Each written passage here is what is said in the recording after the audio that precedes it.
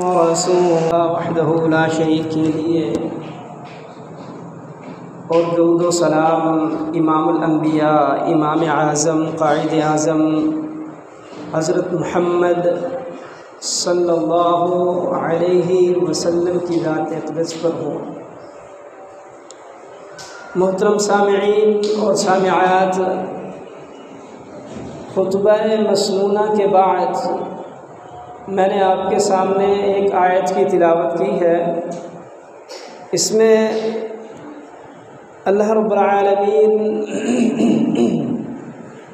प्यारे पैगम्बर मुहम्मद करीम सल्लल्लाहु अलैहि वसल्लम से मुखातिब हैं और कहा वज़क्किर फ़इन्न ज़िक्रा तनफ़उल मुमिनीन। ऐ पैगम्बर, आप लोगों को नसीहत करते रहें।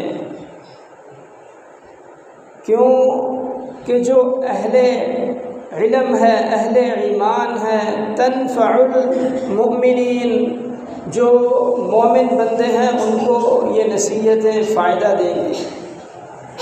यानी इस आयत में रब्बुल आलमीन ने हुक्म दिया है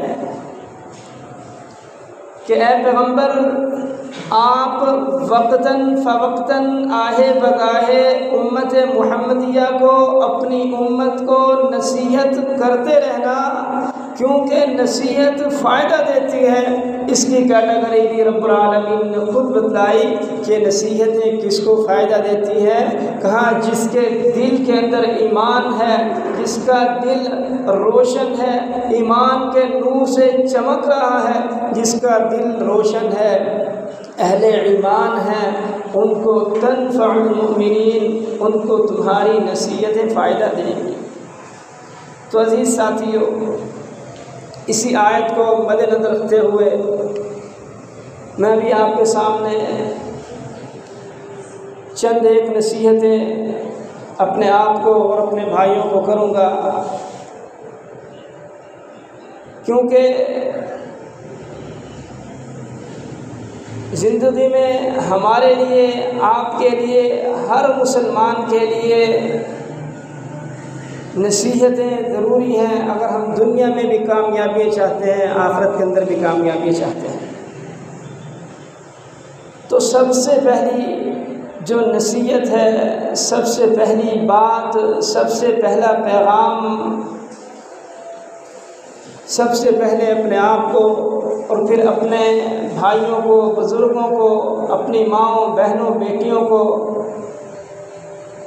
वो नसीहत ये है कि अज़ीज़ साथियों,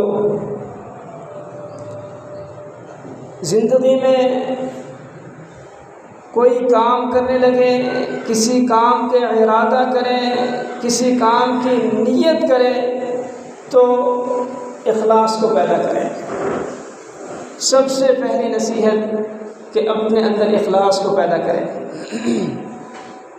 ये इखलास बहुत बड़ी चीज़ है, ये अमाल की बुनियाद है, ये असास है, ये बुनियाद है। इसके ऊपर पूरी अमल की बिल्डिंग खड़ी हुई है। जिस तरह एक आप बिल्डिंग को तैयार करते हैं, अगर उसकी बुनियाद मजबूत ना हो, आप बिल्डिंग को बड़ा खूबसूरत कर दें, बड़े खूबसूरत तरीके से बनाएं, अगर वो बिल्डिंग की बुनियाद ही कमज़ोर है तो वो बिल्डिंग ज़्यादा अरसा नहीं चलेगी, वो एक न एक दिन धड़ाम होकर नीचे गिर जाएगी, किसी न किसी का नुकसान करेगी। इसी तरह अज़ीज़ भाइयों, ये इखलास, ये ईमान की, इस्लाम की बुनियाद है। जब तक हमारे अंदर इखलास नहीं है, हमारे अमाल का कोई फ़ायदा नहीं होगा। इखलास जब तक नहीं है, हमारे अमल बेकार और रायगा जाएंगे। इखलास का मतलब हम अल्लाह के लिए जिए, हमारे रोज़ दिन जो गुज़रे वो सारे अल्लाह के लिए गुजरे, हमारी लैलो नहार अल्लाह के लिए हो, हमारी ज़िंदगी का सबसे बड़ा मकसद, आला से आला हदफ, हमारा जो टारगेट हो वो रब्बुल आलमीन की रज़ा हो, रब्बुल आलमीन की खुशनुदी हो, अल्लाह की रज़ा को हासिल करने के लिए हमारा ये मकसद हो। और इस मकसद को पाने के लिए हम दुनिया की परवाह न करें, लोग क्या कहते हैं इसकी हमें परवाह न हो, लोग क्या बोलते हैं, लोग क्या सोचते हैं, मुझे इससे कोई गर्ज ना हो। मेरी इबादतें, मैं नमाज़ पढ़ूँ तो सिर्फ़ अल्लाह के लिए, मैं तिलावत करूँ तो सिर्फ़ अल्लाह के लिए, मैं सदका और खैरात करूँ तो सिर्फ़ अल्लाह के लिए, मैं रात को तहज्जुद पढ़ूँ तो सिर्फ़ अल्लाह के लिए, मैं दीन का काम करूँ तो उसमें सिर्फ़ और सिर्फ़ अल्लाह के लिए मेरे काम हो। कोई भी मैं काम दुनिया का करता हूँ उसमें गर्ज़ अल्लाह रब्बुल इज़्ज़त की रज़ा हो। अज़ीज़ साथियों, इस रज़ा को पाने के लिए शर्त क्या है? इस रज़ा को, रब्बुल आलमीन को, शर्त को हासिल करने के लिए शर्त ये है कि आपके अंदर इखलास हो। अगर आपके अंदर इखलास नहीं है, आप नमाज़ें भी पढ़ने वाले, 5 वक़्त के नमाजी भी क्यों ना हो, तहज्जुद गुज़ार भी क्यों ना हो, आप खिदमत का काम भी करने वाले हों, आप दावत का काम करने वाले हो, जहाद करने वाले हो, आप बड़ा से बड़ा सदका और खैरात करने वाले हो, अगर आपके अंदर इखलास नहीं है, आपकी नीयत साफ़ नहीं है, इखलास पर मबनी नहीं है, तो वल्लाह याद रखिए आपकी ये इबादतें किसी काम की नहीं है। ये इबादतें आपको ज़र्रा बराबर भी फ़ायदा नहीं देंगी। अगर इखलास है तो याद रखिए ये इखलास आपको दुनिया के अंदर भी कामयाब करेगा। अगर इखलास है तो इंसान दुनिया के अंदर भी बरकतें समेटेगा, खैर व बरकत इसके कदम चूमेगी, दुनिया के अंदर भी ये कामयाबियाँ, कामरानियों का सफ़र तय करता चला जाएगा। और अगर इसके अंदर इखलास नहीं है तो वल्लाह याद रखिए ये इबादतें हमारे किसी काम नहीं आएंगी। फिर ज़िंदगियों के अंदर बरकतें भी बाकी नहीं रहती। अगर इखलास ना हो ये बरकतें भी इंसान से छिन जाती हैं।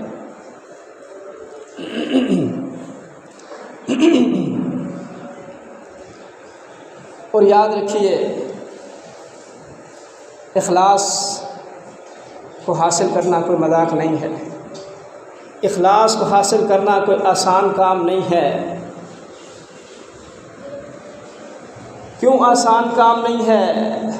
क्योंकि शैतान जो अज़ली अबदी हमारा दुश्मन है उसको इस बात का इल्म है, वो इस बात को जानता है कि ये इखलास की इबादत अल्लाह के यहाँ बड़ी मकबूल है। शैतान इस बात को जानता है अगर ये इंसान इखलास के साथ छोटी सी छोटी इबादत कर ले, हल्की से हल्की इबादत कर ले, वो बड़ी से बड़ी इबादत से ज़्यादा अफजल है अल्लाह के यहाँ। फिर शैतान करता क्या है? पहली उसकी कोशिश ये होती है कि बंदे को इबादतों से ही दूर किया जाए, लेकिन बंदा अगर इबादतों से दूर नहीं होता तो फिर उसके इसके इखलास को ख़त्म करने की कोशिश करता है कि किसी न किसी तरीके से इसके इखलास को ख़त्म कर दिया जाए। वो टारगेट ये करता है कि इसके इखलास को मैं कैसे ख़त्म करूं, वो टारगेट बनाता है कि इसके अंदर ये डाल देता है कि तू बड़ी चीज़ है, तू बड़ी इबादतें करने वाला, उसकी नाम को बुलंद करने की कोशिश करता है कि तू बड़ा है, तेरा बड़ा नाम है, तेरी बड़ी शोहरत है। शोहरत के ज़रिए उसके अंदर रियाकारियाँ डालने की कोशिश करता है कि तू तो तहज्जुद पढ़ने वाला, तू बड़ा सदका खैरात करने वाला, तू दावत व दीन का काम करने वाला, तू जहाद का काम करने वाला। नेकी के ऊपर उसको लगाएगा पर उस नेकी को ये बताएगा कि तू ही करने वाला है, तेरे अलावा और कोई नहीं है इस दुनिया में। उसको इस रियाकारी के ऊपर लगा देगा। इबादतें बंदा कर रहा है, नमाज भी पढ़ता है, तिलावत भी करता है, सदका और खैरात भी करता है, अल्लाह के रास्ते में जहाद भी करता है, दुनिया का कोई काम नेकी का नहीं छोड़ता, लेकिन शैतान टारगेट ये करता है कि इसको रियाकारी पे लगा दे। फिर अजीज़ साथियों, ये बंदा रियाकारी में लग जाता है। नुकसान ये होता है कि इसकी रियाकारी की वजह से इसकी इबादतें ज़ाय हो जाती हैं। और ये रियाकारी कितना बड़ा, सबसे बड़ा वबा, बला, इतनी बड़ी बला है ये रियाकारी, अल्लाह माफ़ करे, कि प्यारे पैगम्बर मोहम्मद करीम सल्लल्लाहु अलैहि वसल्लम ने इस रियाकारी को शिर्क असगर कहा है। रियाकारी को शिर्क असगर कहा। मुझे मेरी उम्मत में सबसे ज़्यादा अगर किसी चीज़ का डर है, किसी चीज़ का खौफ है, तो कहा मुझे मेरी उम्मत पर शिर्क असगर का खौफ है। सहाबा ने सवाल कर दिया, प्यारे पैगम्बर मोहम्मद करीम सल्लल्लाहु अलैहि वसल्लम, शिर्क असगर क्या है? अल्लाह के रसूल ने फरमाया, ऐ मेरे सहाबा, शिर्क असगर रियाकारी है, यानी छोटा सी शिर्क।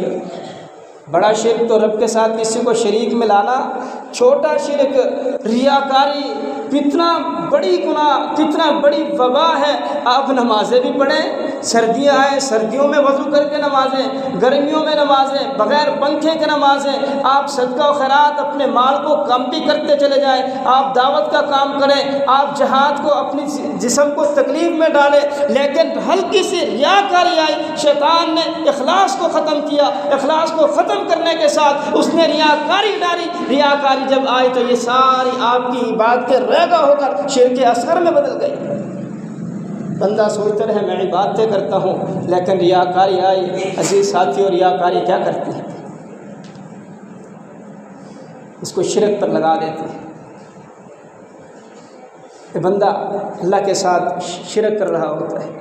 रियाकारी इतना बड़ा गुनाह है, क्योंकि शैतान जानता था ये इबादतें तो कर रहा है, अब इबादतों में रुकने वाला नहीं है, लिहाजा इसको मैं शिर्क के ऊपर लगा दूँ। इसलिए अजीज़ भाइयों, रियाकारी से अपने आप को बचाइए। रियाकारी से जब बचेंगे जब आपके अंदर इखलास आएगा, इखलास के साथ इबादतें करेंगे, रियाकारी से खुद महफूज होते चले जाएंगे। शरीयत ने इस बारे में बड़ी रहनुमाई की है।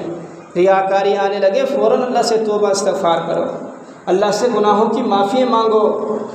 और फिर रहनुमाई ये भी की, अगर इबादत में खड़े हुए हो, नमाज में खड़े हुए हो, रियाकारी शैतान डाल रहा है, शैतान वसवसे डालता है, तो फरमाया 3 मरतबा औज़ु बिल्लाहि मिनश शैतानिर रजीम पढ़कर बाएं जानिब थुतकार दो, थू थू थू कर दो 3 मरतबा, ताकि शैतान भाग जाए। आपकी जो इबादतें हैं इसको ख़राब ना करें।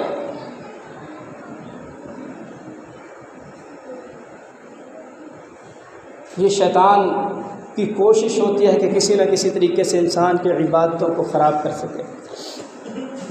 और याद रखिए अजीज़ साथियों, अल्लाह अकबर, अल्लाह के यहाँ इबादत ज़्यादा मकसूद नहीं है। अल्लाह के यहाँ इबादत ज़्यादा मकसूद, अल्लाह ताला खुद कहते हैं ना, अल्लज़ी खलक़ल मौता वल हयाता लियब्लुवकुम अय्युकुम अहसनु अमला। अब इसमें गौर करें, अल्लाह ताला कहते हैं हमने मौत और हयात को बनाया किस लिए? कि हम देख सकें तुम में से अच्छे अमाल करने वाला कौन है। अब यहाँ पर अल्लाह रब्बुल इज़्ज़त ने ये नहीं कहा कि हम ये देख सके कि तुमसे ज़्यादा अमाल करने वाला कौन है, फरमाया हम ये देखेंगे अय्युकुम अहसनु अमला, तुम में से अच्छे अमल कौन करने वाला है। और अच्छे अमल कब होंगे? जब आपके अंदर इखलास हो। आप थोड़ी इबादत करें, कम इबादत करें, लेकिन इखलास के साथ करें। अगर इखलास के साथ की हुई आपकी एक नमाज भी है तो वो अल्लाह के यहाँ कबूलियत हासिल करेगी, बनिस्बत इसके कि आप रात को पूरी रात तहज्जुद पर डालें। इखलास नहीं है, रियाकारी है, दिखलावा है, वो अल्लाह के यहाँ कबूल नहीं है, बल्कि वो शिर्क असगर के दायरे में आएगी।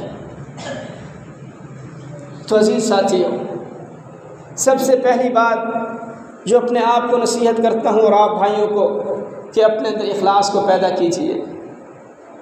इखलास को पैदा कीजिए। जब इखलास पैदा होगा तो रियाकारी खुद ब खुद जाती चली जाएगी। हज़रत सुफ़ियान सौरी रहमतुल्लाह अलैह कहा करते, कि मेरी ज़िंदगी के अंदर अगर कोई सबसे बड़ा मुश्किल काम था तो वो ये होता था कि मैं अपने नीयत की इस्लाह करता। मैं नीयत को सही करता, फिर टेढ़ी हो जाती, फिर बदल जाती, मैं नीयत को फिर सही करता, फिर बदल जाती। कहते हैं हर वक्त ये नीयत बदलती रहती थी। और अरबी में इस दिल को कल्ब कहते हैं।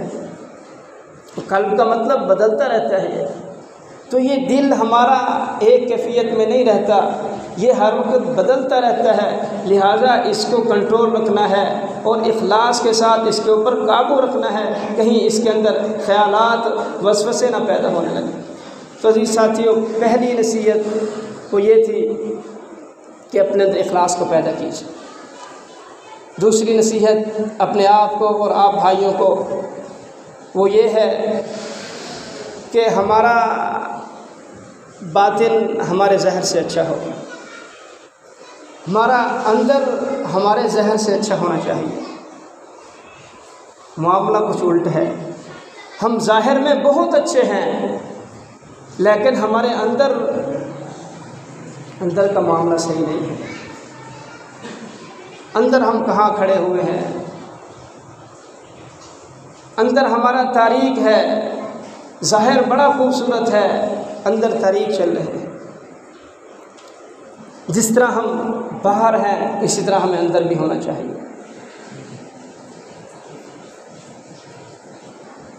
हम अपने आप से मुहासबा करें कि हमारी सूरतें ऐसी हैं या नहीं हैं।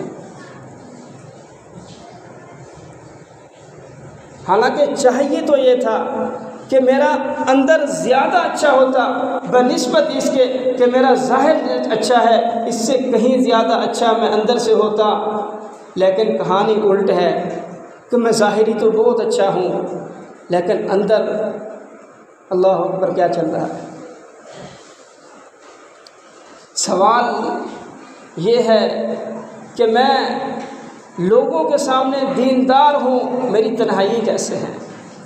सवाल ये भी है कि मैं लोगों के सामने तो बड़ा मुत्तकी हूँ, बड़ा तक़वे वाला हूँ, मेरी तन्हाइयाँ कैसी हैं। सवाल ये भी है कि मैं लोगों के सामने बड़ा इखलाक वाला हूँ, बड़ा किरदार वाला हूँ, मेरी तन्हाइयाँ कैसी हैं। ये सवाल जैसे साथियों छोड़ के जा रहा हूँ अपने आप से मुहासबा करना कि हमारी कैफियत क्या है। अपने आप को चेक करें, क्या हमारा अंदर और ज़ाहिर एक जैसा है या नहीं है। हकीकत में मैं अगर अपना मुहासबा करूं तो मैं ज़ाहिर कुछ और हूं, अंदर कुछ और हूं। चाहिए तो ये था कि ज़ाहिर कुछ होता, अंदर उससे भी अच्छा होता। अगर नहीं हो सकता तो कम से कम बराबर तो होता। जिस तरह मैं नज़र आता हूँ इसी तरह कम से कम मैं अपने अंदर भी ऐसे होता। जिस तरह मैं बाहर अपने आप को नेक पेश करता हूँ इसी तरह काश मैं अपने अंदर भी नेक होता। लेकिन इसके बरअक्स सूरत हाल चेंज है। अल्लाह के रसूल सल्लल्लाहु अलैहि वसल्लम के बारे में आता है, अल्लाह के रसूल दुआ किया करते, अल्लाह मेरे अंदर को अच्छा कर दे बनिस्बत मेरे बाहर के, कि बाहर जितना मैं अच्छा हूँ इससे कहीं ज़्यादा मैं अंदर अच्छा हूँ। तो जी साथी, दूसरी वसीयत अपने आप को नसीहत वो ये है कि जिस तरह हम बाहर नज़र आते हैं इससे कहीं ज़्यादा अच्छे हम अपने आप को अंदर से करें। तीसरी और आखिरी बात, अजीज़ साथियों, ये ज़िंदगी एक सफ़र है और इस सफ़र में कम से कम ख्वाहिशात रखें, कम से कम ख्वाहिशात रखें, कम से कम चाहते रखें। ये ज़िंदगी एक सफ़र है। हमारा मामला इसके बरक्स है।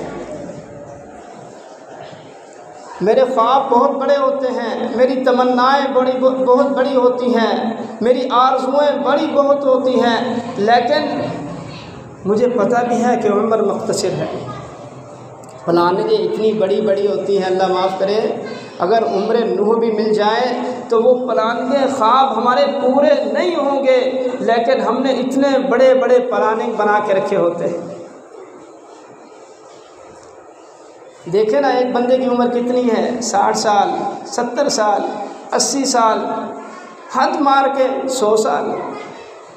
अब इस बंदे को पता है 60 साल के बाद मैं, भरोसा नहीं है किसी टाइम भी हूँ, कब्र की दहलीज पे पहुँचा हुआ हूँ, लेकिन इसकी ख्वाहिशात इतनी बड़ी, अल्लाह अकबर, अगर इसको 1000 साल की उम्र भी मिल जाए तो तब भी ख्वाहिशात बची होंगी। ख्वाहिशातें इतनी बढ़ा दी गई हैं कि इंसान को दुनिया के अंदर रह गया, आखिरत की फ़िक्र ही भूल गई। और शैतान ने सबसे बड़ा हमला भी यही किया इंसान के ऊपर कि उसको ख्वाहिशात में लगा दिया है। क्यों? उसको पता था कि जब ये ख्वाहिशात में आएगा तो इसको अल्लाह की फ़िक्र नहीं रहेगी, इसको क़यामत की, कब्र की, हशर की, किसी चीज़ की फ़िक्र नहीं रहेगी। सिर्फ़ इसको ये होगा कि मेरी ख्वाहिश कैसे पूरी होगी, मेरी तमन्नाएं, मेरे ये नए जो बड़े बड़े ख्वाब मैंने देखे हैं ये कैसे पूरे होंगे। इसके लिए ना इसने हलाल देखना है न हराम देखना है, जो आता है उसको लेता चला जाएगा कि मैंने अपने टारगेट पर पहुँचना है, मुझे अपने ख्वाहिशात को पूरा करना है। शैतान ने इस धोखे में डाला है इंसान। और अल्लाह ताला कहते हैं ना, अल्हाकुमुत तकासुर, ये इंसान माल की हवस, तकासुर ने इसको हलाक कर दिया। अब ये तकासुर क्या है? हल मिन मज़ीद, और आने दो, एक गाड़ी तो 2 गाड़ी, 2 गाड़ी तो 4 गाड़ी, एक घर तो 2 घर। ये ख्वाहिशें हैं इंसान की। पता है मुझे जो जगह मिलेगी वो छोटी सी जगह, कब्र की जगह है, पता नहीं नसीब होती है नहीं होती, लेकिन ख्वाहिशात इतनी ज़्यादा, अल्लाह माफ़ करे, इतनी ज़्यादा ख्वाहिशात हैं। अल्लाह कहते हैं हल अल्हाकुमुत तकासुर, इसकी इतनी ज़्यादा ख्वाहिशात हैं, पूरा होने का नाम नहीं लेती। हत्ता ज़ुरतुमुल मक़ाबिर, अल्लाह कहते हैं यहाँ तक ये कब्रों में पहुँच जाते हैं। तो अजीज़ साथियों, अपनी ख्वाहिशात को कम से कम करें, अपनी ज़रूरत के मुताबिक रखें। आज की नसीहत में सिर्फ़ 3 बातें थी। सबसे पहली बात कि अपने अंदर इखलास को पैदा कीजिए। इखलास के साथ इबादत हो, काम हो, कुछ भी करना हो, इखलास के साथ करें। दूसरी बात कि जिस तरह हम ज़ाहिर अपने आप को पेश करते हैं, इसी तरह हमारा बातिन भी होना चाहिए। जिस तरह हम ज़ाहिर दिखते हैं ऐसे अंदर भी होना चाहिए। तीसरी बात कि अपनी ख्वाहिशात को कम से कम करें और अपने रब को राज़ी करने की कोशिश करें। अल्लाह ताला हम सबको समझने और अमल करने की तौफ़ीक़ अता फ़रमाए।